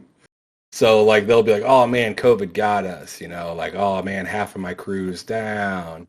And it's like, y'all just weren't really ready, were you? And like, let's keep it on. But they just can't do that kind of stuff because, they're big business and they got, money to make, right? Well, they got money to make, but they also got, people that need to get paid at the end of the day, and they don't want to look bad for investors and stuff like that. So that's what I mean. They're going to say down a whole lot more if you're delaying because your game's just not ready, as opposed to if you're delaying because of an unavoidable circumstance. Well, you got to pay those people for another year, right? Yeah. So I mean, it kind of is what it is. Like I said, I'm getting kind of numb to it all because I mean, there's just literally nothing you can do about it at all. And I mean, to be fair, it's better delayed than broken. So it'd be nice. At the end of the day, I might be happier than at the end of the day, I'm planning on this delay making me happy. Yeah. Like Dying Light. Like Dying Light makes me happy. It still has its bugs and all that jazz. But like for like 90% of that game is super duper fire. And I know we're going to be, digging into that a little bit later, but that's kind of my take on this whole Suicide Squad situation is like, oh, it's delayed. Like, okay, I'm still going to go to bed tonight and whatnot. And I'm not losing any more sleep over these delays in these games anymore. I'm tired of it, but it is what it is. I'm not making the game, so it is what it is. Well, I find Rocksteady, they, like Arkham Knight, that game was, in my opinion, for the Xbox One and PS4, that was one of the first next-gen looking games. That game looked really good. It still looks really, really good to this day. The rain on his suit, like how detailed that open world looks, how grimy it looks. It's quite incredible. So I feel like Suicide Squad, if it comes out in a polished state, I don't really mind it waiting till 2023 because I feel like it'll be one of those games where it will actually feel like a next-gen game. But Dan, what's your feeling on this delay? Are you excited for this game? We are DC fans. Oh yeah. I can't wait for this game. I'm super excited for it because the gameplay looks super fun, kind of like a DC Left 4 Dead almost. Like, got the nice 4-player co-op. You're gonna have some crazy abilities and everything, and it's gonna be a lot more comic booky and fun. But it gives, like you were saying before, it gives Arkham Knights some time to shine, or Arkham Knights, Gotham Knights. Yeah, gives Gotham Knights some time to shine and everything. And I thought it was kind of strange to try and push those out at the same time and have them close enough in gameplay. Like, you got a 4-player co-op and a 4-player co-op, and it's like, okay, but like, why almost competing at the against same each time? other? Yeah, like, why are you competing against yourself? Yeah, it's like one's like the heroes, the other one's the villains. Choose your side. It'd be cool if they were tied together, but they're like separate games. They're not really in the same universe. I don't think even. Yeah, they're not even in the same universe, which I find perplexing. Also, one's cross-gen. Gotham Knights is an actual cross-gen game between Xbox One and PS4, where Suicide Squad is a next-gen game. But, delays will happen. We won't kind of dwell on the topic, but the game does look good. For the next one, I don't want to kind of get too far into it. This is more so for kind of asking your opinion, Ham, on the game. I know we're kind of running a little late, but Dying Light 2 has the release. It's come out with some mixed reviews. But the thing I always hear is the game is fun. It's a fantastic gameplay loop, but it just has a lot of bugs in it. It just doesn't feel like it's it's a done product, but not a polished product. Ham, you've been playing this. Like, me and Dan haven't had the opportunity yet to try this out. We're probably waiting for a sale or something like that. We'll do game share or something. But you're saying you're enjoying it quite a bit. Could you get into a little bit more of how you're feeling about it? So, I'm going to start it out with this. Do not play in 30 FPS. Don't do it. I'm sorry, Xbox Series S users. You are playing in 30 FPS. And it is awful. And the devs tried to come out and say it was the fault of the Series S, when we know other games similar, or not like exactly similar, but like Far Cry 6 was just fine. Assassin's Creed Valhalla. Just fine. So like, we don't want to hear that kind of nonsense. But yeah, so like the whole riddled with bugs and crashes, I've experienced like, I want to say 2 crashes and some audio bugs. So yes, the game does have some bugs. I don't really know too many games that don't even come out with any bugs anymore. It feels that's probably another thing I can say I'm kind of numb to a little bit. But like the way the game plays, the story, the fights, the feeling that you get when you're at night in that game, like, I ain't even thinking about the bugs. Like, bro, Yeah. I'm thinking about my life. Yeah, Yeah. exactly. Like there might be a bug going on, but I'm running for my life right now. Like, like it's all good. I Like, have some trouble noticing that bug. yeah, I'm gonna have some trouble noticing that. But like some of the bugs that obviously are like you notice them and they smack is the audio clipping, where the audio will come in and kind of come out, come in, come out, and like just kind of like sound really weird and just staticky and just awful. That's not cool. And then the game crashing is also not cool. That's never cool. Because then you got this anxiety of like, when did it save last? And am I going to be able to access my file to get back into the game? And, that anxiety is not cool. But as I was saying just a moment ago, the game itself is really fun. Story is really good. The game isn't like the most next gen looking game. Like you're not going to compare it to Last of Us or Hellblade or what is it called?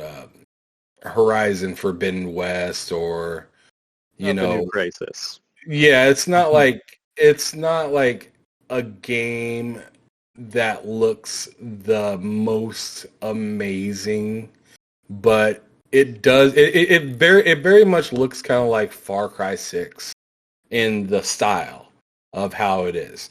And the mechanics and kind of the way the game kind of plays is like a mixture of Assassin's Creed and Far Cry 6. It's a very Ubisoft-esque kind of game. But like it's not so overwhelming when it comes to like what you can do. And it kind of has this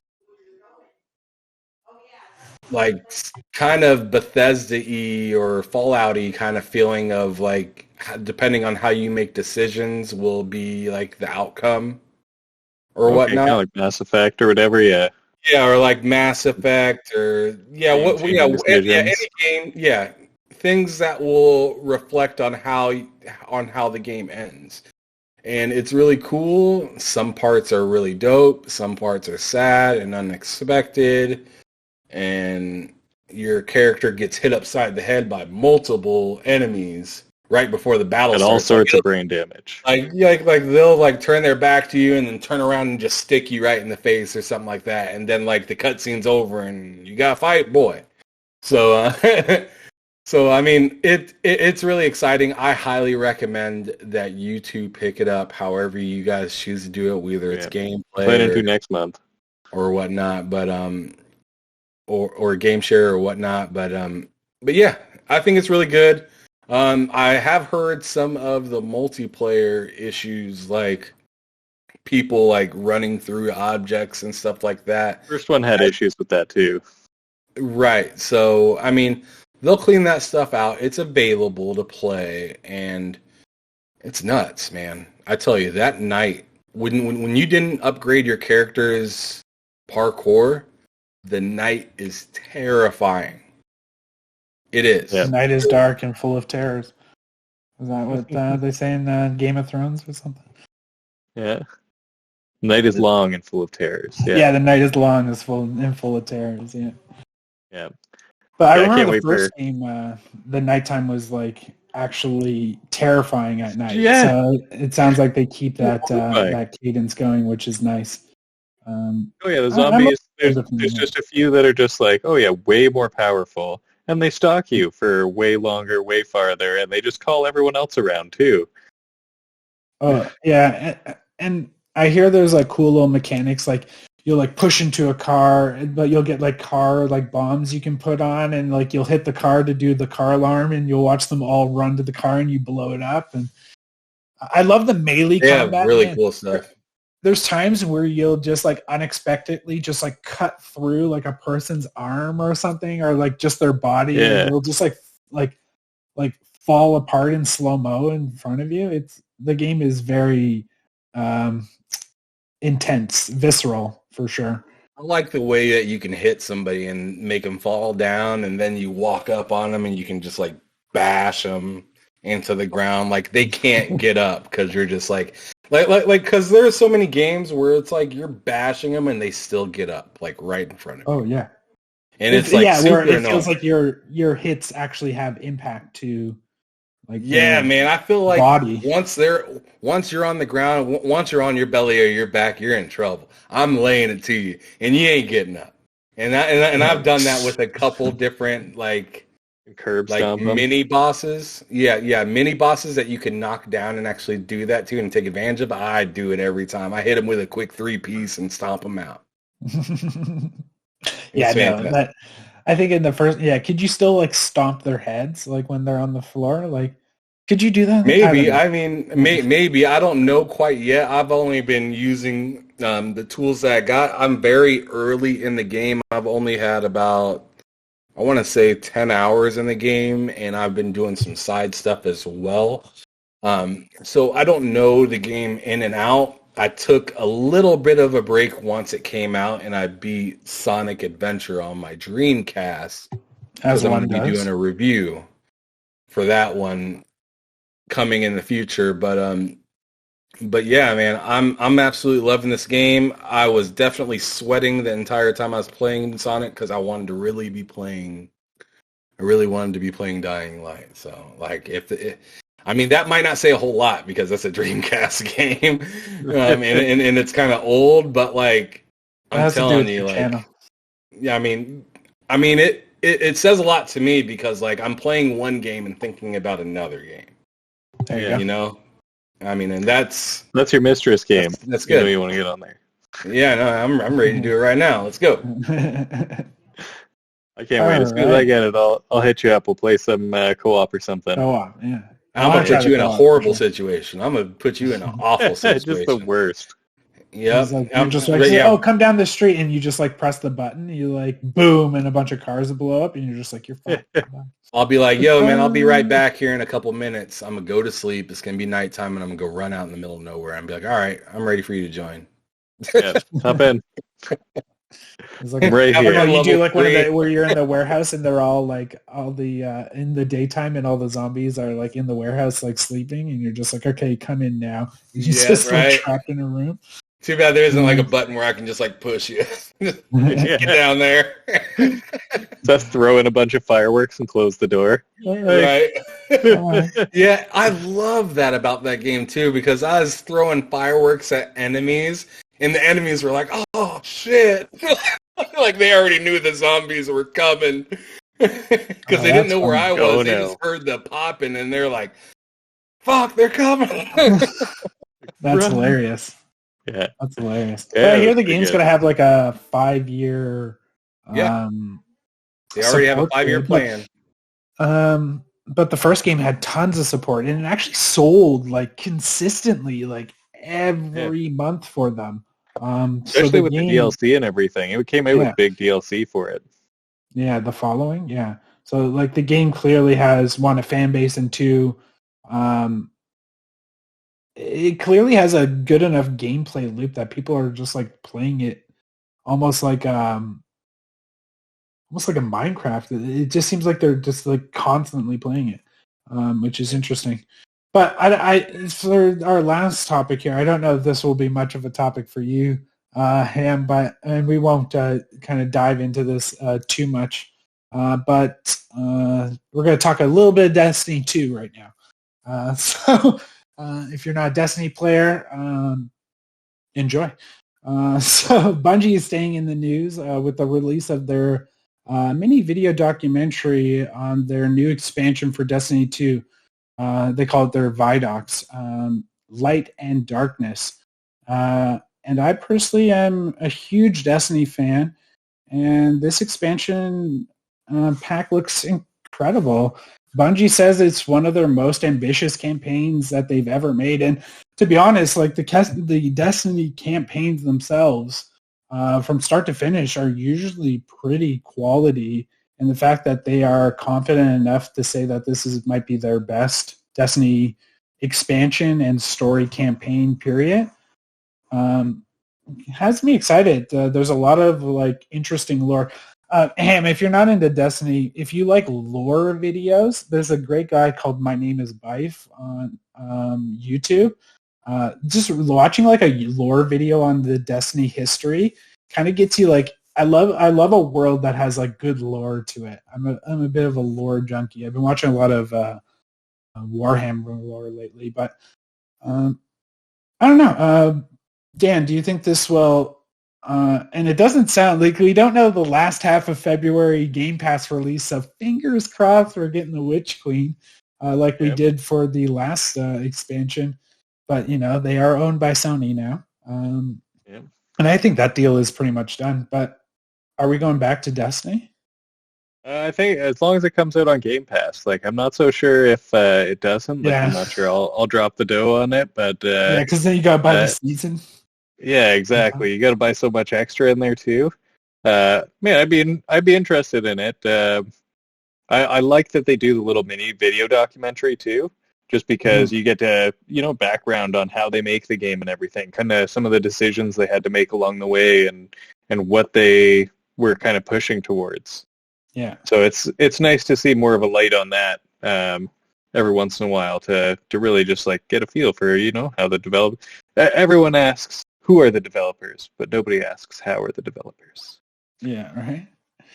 I don't know. I think it. Have you played any of the campaigns, Ham, of Destiny? Have you ever tried it?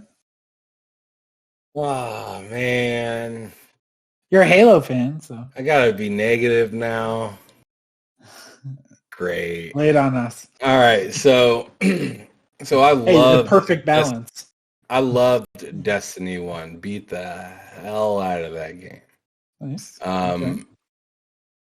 Absolutely loved it. Destiny 2 comes out. I buy it right away. I enjoy it, kind of.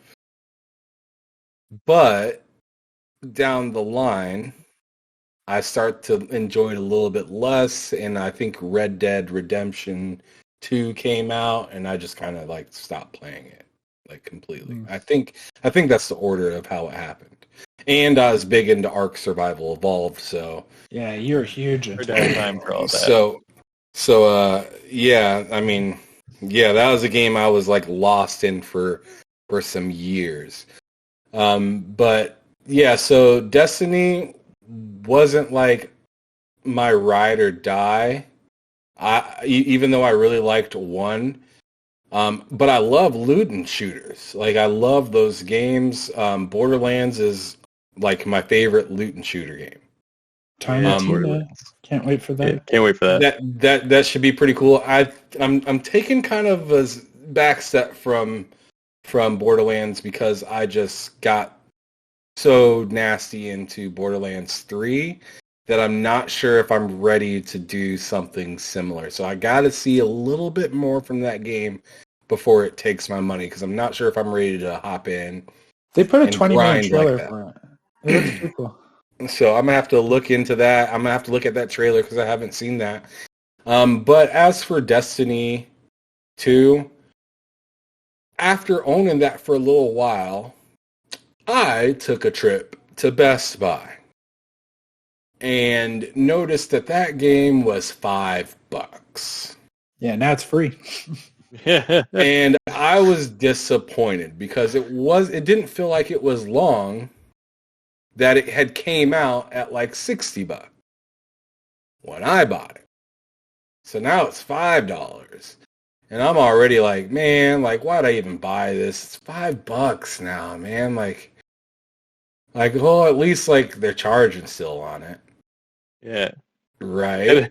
It hurts you a little bit when you see that deal come out like short after you bought it. Yeah. And then it was free after that because I was like, oh, at least you have to pay something. Nope. You don't have to pay nothing for it.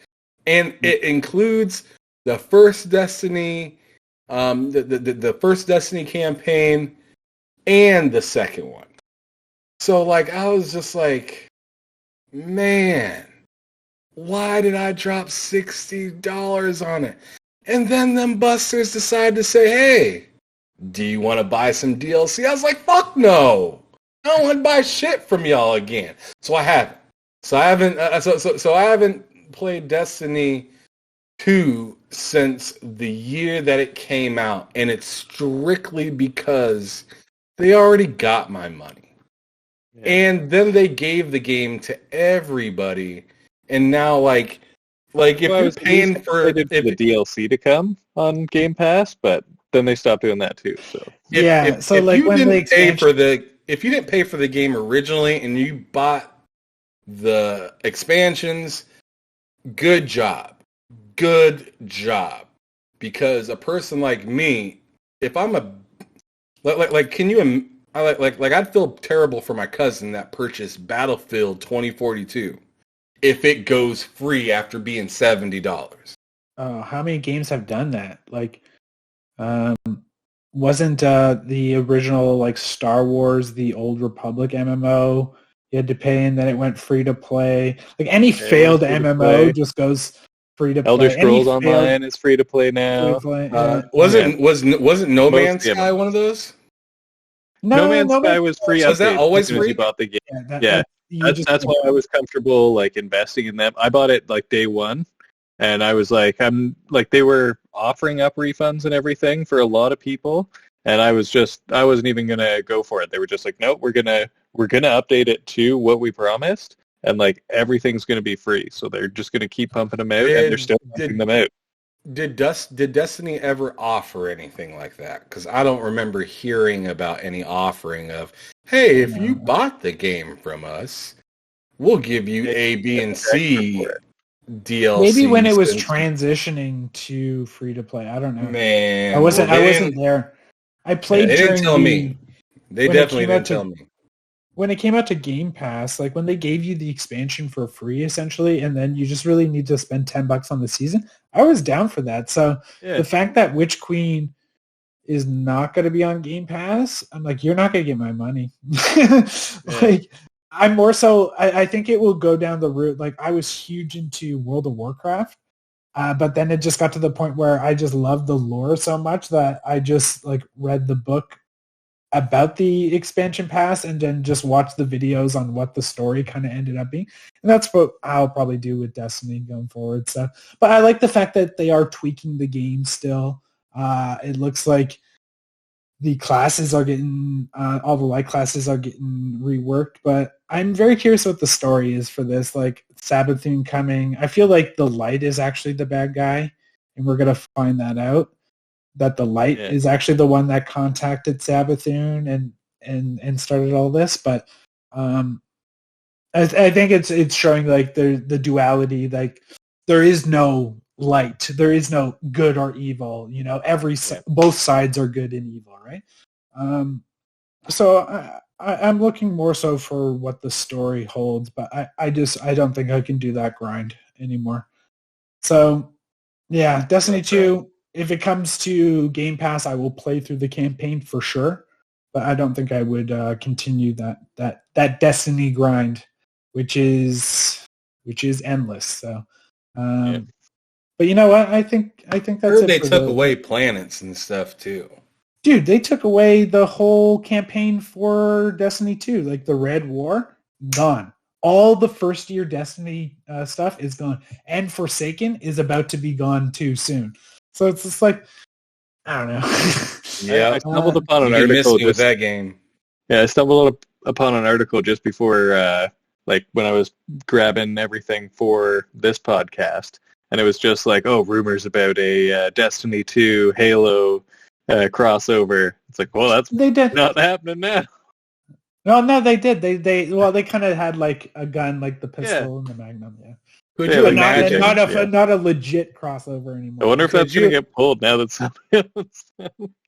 Could you imagine if you bought? Could you imagine if you bought GoldenEye for N64, and then I believe the game after that was it Tomorrow Never Dies? I think so. Something like that, yeah. Okay. Could you imagine getting GoldenEye and then going out and getting Tomorrow Never Dies and then being like, we need GoldenEye? Yeah. Like, if you want Tomorrow Never Dies, you're going to need to give me GoldenEye. Yeah. And that's what that sounds like to me, is just like, how do you take a chunk out of the game of lore, of gameplay, you don't even know what's going story, and now you just can't play it? Yeah. Like, is there any way, and maybe you can correct me, is there any way to go back and get that somehow? No, it's gone. Yeah, They call it the it's gone forever. content vault. The content vault. Yeah. Well, they need to open that vault. They tripping. Yeah, right? Well, that's Sony's problem now, right? Yeah. But You know how sealed their vault is. Oh, for real, right? They got so many good franchises. They like what's that PlayStation 1 RPG? Something Dragoon. Not never mind. I'm forgetting the name. But it had like these characters with like the dragon wings, like these armored warriors. Oh, what's the name of it? I hate that when it's like on the tip of your tongue, right? Right. But I don't know. I hope the best for Destiny's future, and I think Destiny's future is bright. Like that game, the fact that it got 1 million pre-orders and it's still in the kind of conversation is very impressive for a franchise, and to something to kind of build its lore and world up to the point of almost like a Warcraft or like a Halo or even like a Warhammer, in like how deep the history of that lore is quite interesting. But Ham, I know it's getting late. I don't want to keep you all night talking especially about Destiny. I don't want to get you too mad, right? But I think that'll be the end of our show. Before though we end, Ham, I just want to kind of give the floor to you. Tell them where they can find you again, and what you have coming up. All right. So, coming from me, I am Hamsolo05 Gaming on Twitter. You can find me on YouTube at TSWS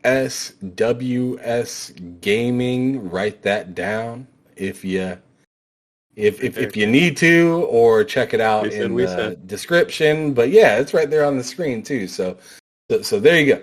But yeah, you can find me there. I do 2 episodes of Behind Them Sticks weekly on Tuesday and Thursday.